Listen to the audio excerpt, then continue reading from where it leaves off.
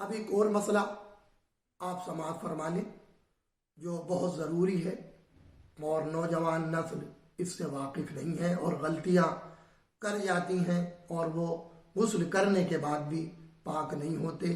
اس پر آپ کی توجہ بہت ضروری ہے. منی تھوڑی سی نکلی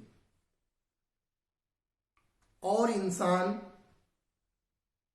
پیشاب کرنے سے پہلے یا سونے سے پہلے یا 40 قدم چلنے سے پہلے، یہ 3 باتیں آپ غور کریں کہ 40 قدم چلنے سے پہلے، سونے سے پہلے، پیشاب کرنے سے پہلے اس انسان نے غسل کر لیا.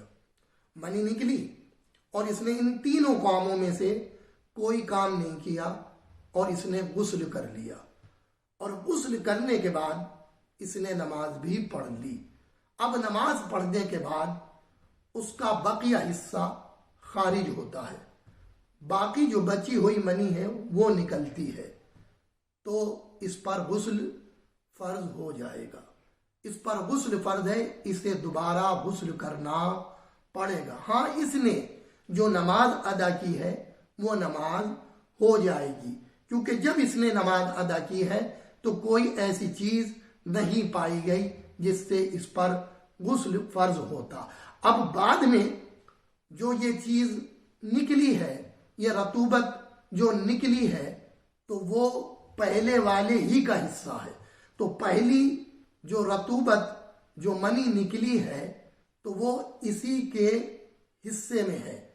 جو بعد والی منی نکلی ہے وہ پہلے والے ہی کا حصہ ہے، اور اس شخص نے ان تینوں کاموں میں سے کوئی کام نہیں کیا.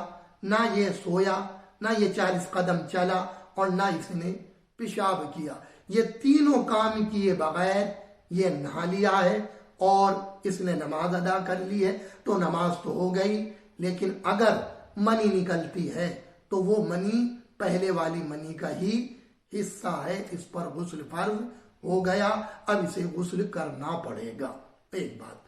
اور دوسری بات، منی خارج ہو گئی اور اس نے یہ جو 3 کام ہیں، پیشاب کرنا، 40 قدم چلنا یا سونا، ان تینوں میں سے کوئی ایک کام کر لیا، سو گیا یا پیشاب کر لیا یا 40 قدم یہ چل گیا.